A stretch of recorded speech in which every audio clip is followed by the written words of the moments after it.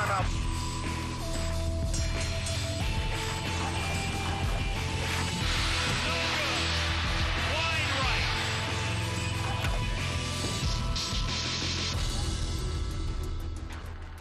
Hi, I'm Brian Kenny, and welcome to ESPN Classic's Top 5 Reasons You Can't Blame, a series that takes a fresh look at sports personalities who are remembered largely for their mistakes, controversial moments, or questionable decisions.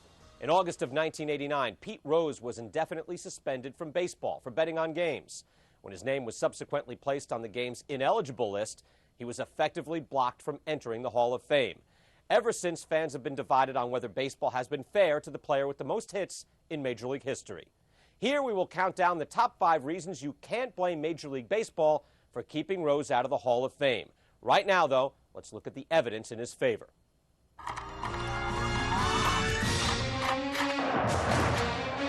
strike one pitch to Rose. Bouncer to the hole. There it is. 3,631. The pass Musial. Line drive, right field. There's number 4,000. 9 innings or more a day, 162 games a year. Nobody ever played the game as hard as Pete Rose did. He's not the best baseball player I ever saw, but he played every game like it was the 7th game in the World Series. He played hard every single day. And I've never seen anyone else do that. I'll always think of him coming in hell-bent for leather from third, trying to beat the throw. Up the middle. Rose is on his way around. Picked up by Otis. Rose is coming to the plate. Throws the throw. He's in. It's all over. The National League wins. Pete Rose barreled into Ray Fosse, who was slow in getting up.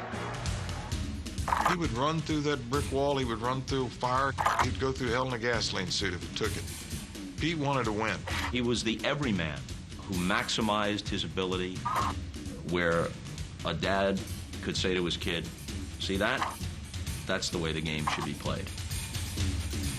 When Rose retired as a player after the 1986 season, his 4,256 hits ranked among a handful of the game's most respected records.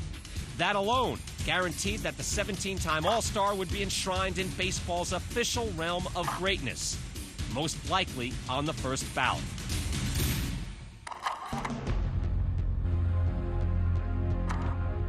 There's no other institution in sports which is so sacrosanct as the Baseball Hall of Fame. It is the be-all and end-all of rightness and goodness and success.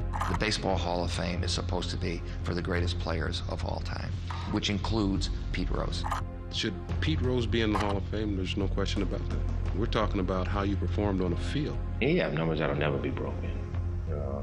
And the way he played the game warrants him to be in the Hall of Fame.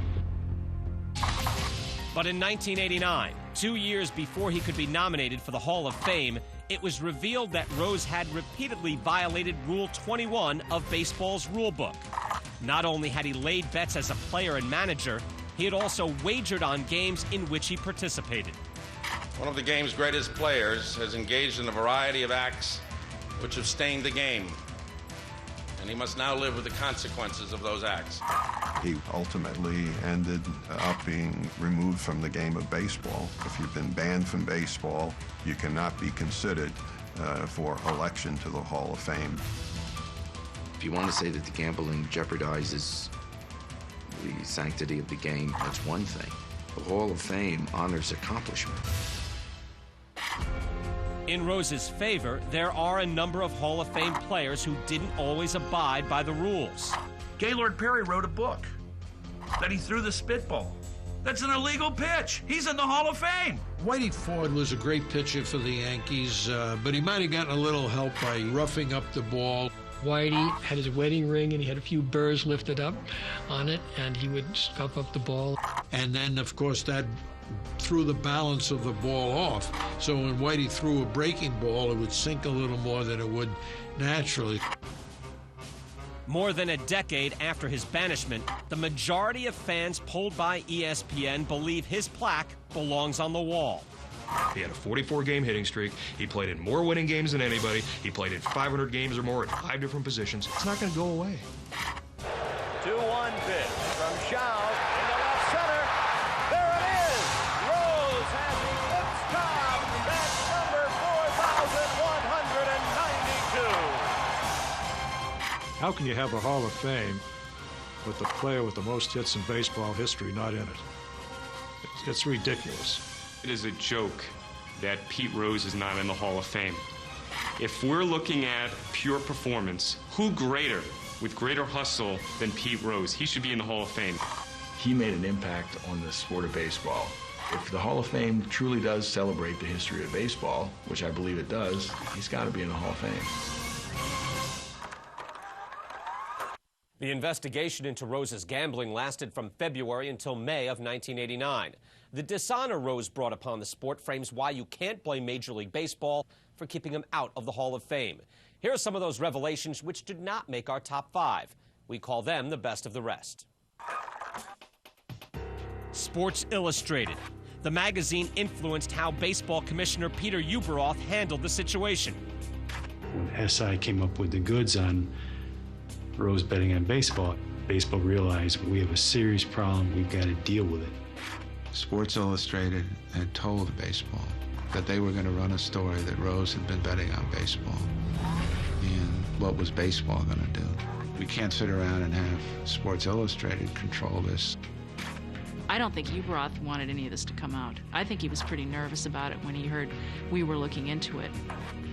If you break a story, people are going to follow, and that's what happened. There was no going back at that point for anybody. Baseball Commissioner's Office says it is investigating what it calls serious allegations against Cincinnati Reds manager Pete Rose.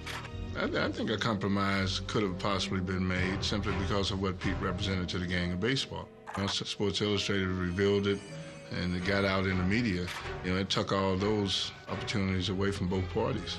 If it hadn't came out, we wouldn't be talking about it. He probably would still be managing Cincinnati. He would definitely be in the Hall of Fame.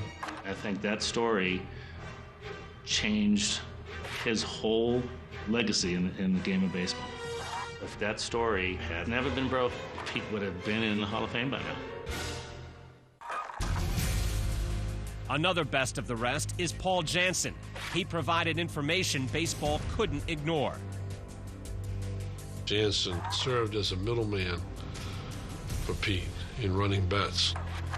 I started placing bets for Pete Rose on Major League Baseball and on the Cincinnati Reds in April of 1987. He gave us the betting slips, which we determined very rapidly that were in Pete's handwriting. And on those betting slips, it indicates a wager on the Montreal-Cincinnati game. Besides the betting slips, Jansen handed over a notebook containing wagering records. He also backed up his testimony by taking a lie detector test. If there wasn't a Jansen, you know what? Pete Rose would be in the Hall of Fame today. Baseball had to do what they did. Don't blame them at all. When a guy comes to you and says, this fella bet on baseball, you have to investigate it. Reason number 5, shoeless Joe Jackson. The most prominent of 8 White Sox players involved in the Black Sox scandal admitted to a grand jury that he took $5,000 from gamblers to throw the 1919 World Series. Baseball swiftly made it clear it would not tolerate players gambling on the sport.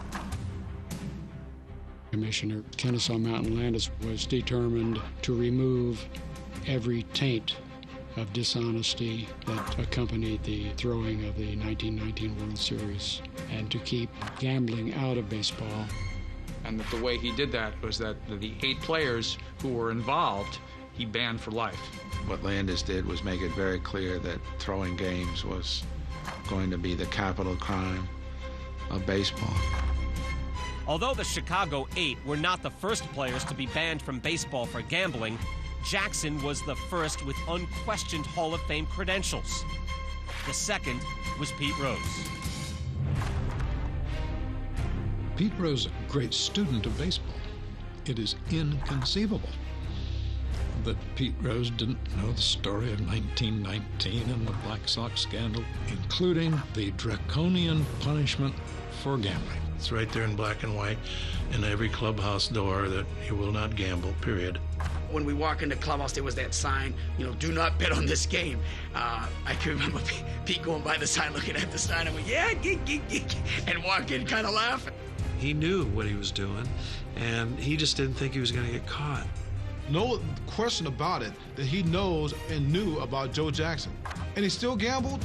There's something wrong with that. Did reason number 5 suit you? If not, try this one on for size. Reason number 4. The Hall of Fame. It decides who's eligible, not Major League Baseball. The Baseball Hall of Fame is a not-for-profit educational corporation. We have no official connection with Major League Baseball. Major League Baseball does not dictate what the Hall of Fame does or does not do. I have never expressed an opinion about the eligibility, viability, or appropriateness of any candidate for the Hall of Fame. There was never any strong influence from the baseball people that sat on the board when the rules were changed. I'm sure Fay Vincent affected it to some degree, but I don't think that the Hall of Fame would ever bow down to the commissioner's office. It's independent. In 1991, the board of directors, which included 8 men active in Major League Baseball, ruled that anyone on baseball's permanently ineligible list could not be placed on the ballot for election to the Hall of Fame. The Hall of Fame itself introduced the so-called Pete Rose rule when he came up for eligibility his first year. The rule does not mention Rose, merely those on the permanently ineligible list. As long as Rose is on that list, there's no room for his plaque in Cooperstown. The 1989 agreement Rose signed with Major League Baseball placed him on that list, prohibiting him from working within the game. I don't think Major League Baseball had the Hall of Fame in mind. I can't imagine Pete would have signed that piece of paper if he knew he wasn't going to go to the Hall of Fame. It's not baseball's fault, it's the Hall of Fame's fault because the Hall of Fame Board of Directors tightened up the rules of election. Art Giamatti's heart. The baseball commissioner died of a heart attack 8 days after announcing his verdict to ban Rose from baseball. At this time, we ask each of you to observe a moment of silence in which to remember baseball's 7th commissioner, A. Bartlett Giamatti.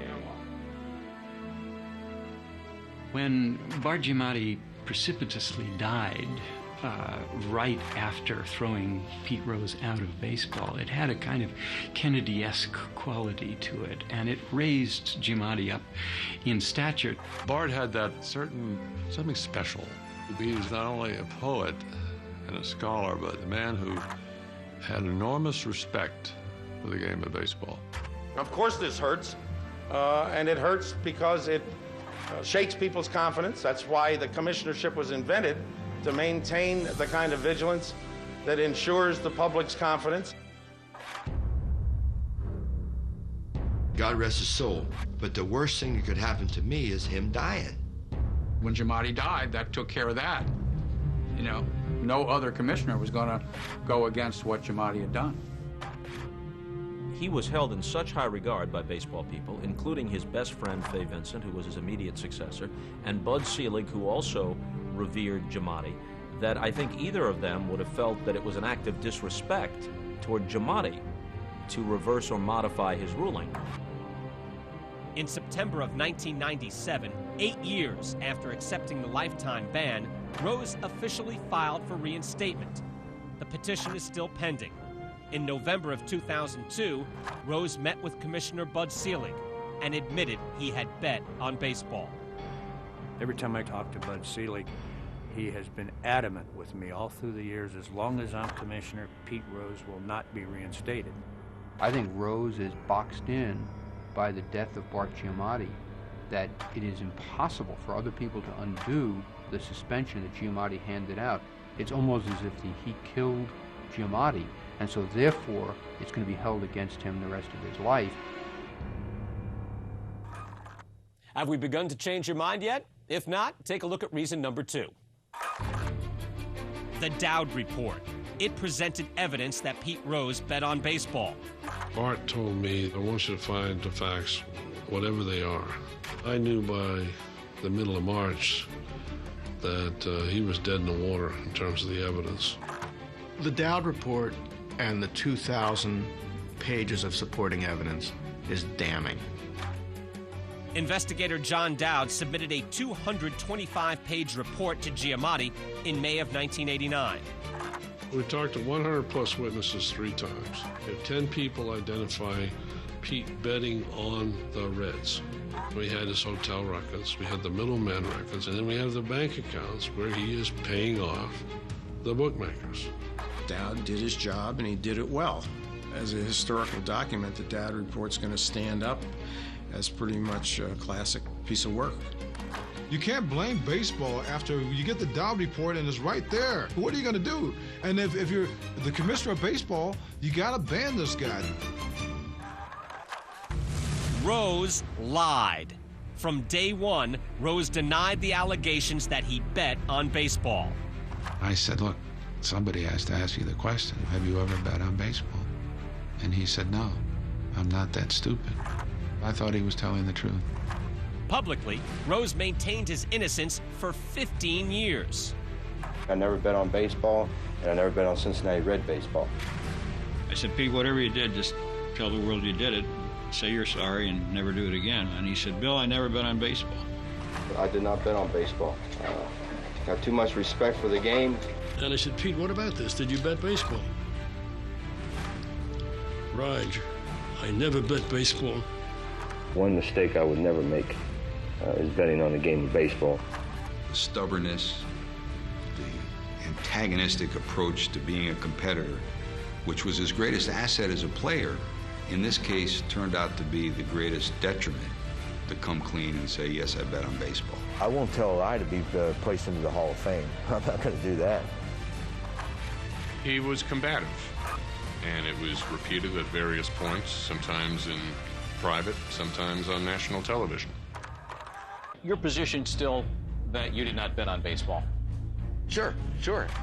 His whole presentation was truculent. It was utterly without remorse, and left some of Pete Rose's ardent supporters, including some distinguished Hall of Fame players, flummoxed.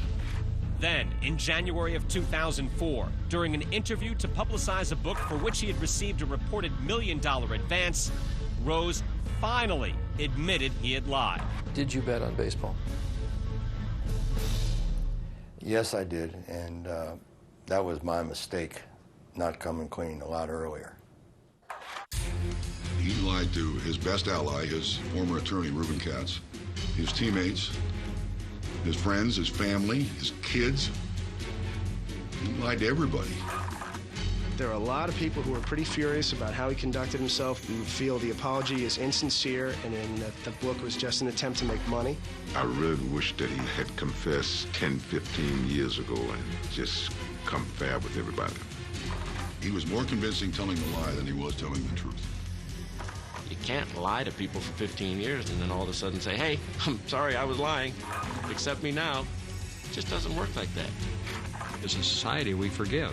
But when somebody lies about it, I think we as a society have a tough time believing, hey, I'm sorry, but I did it, but now let me in to the Hall of Fame. We don't want any part of anybody that ever gambled on the game of baseball in this Hall of Fame right here in Cooperstown. I don't want them. The Hall of Famers don't want them. The only person you can blame for Pete Rose not being in the Hall of Fame is Pete Rose. He violated the most important tenet of the game, and he plea bargained himself out of the game. Does Pete Rose belong in the Hall of Fame? It depends on whether you separate his playing career from his sins against the game, and how seriously you apply the criteria spelled out in the Hall's rules for election, where voting is based not only on a player's record and ability, but also integrity, sportsmanship, and character. I'm Brian Kenny. Thanks for joining us.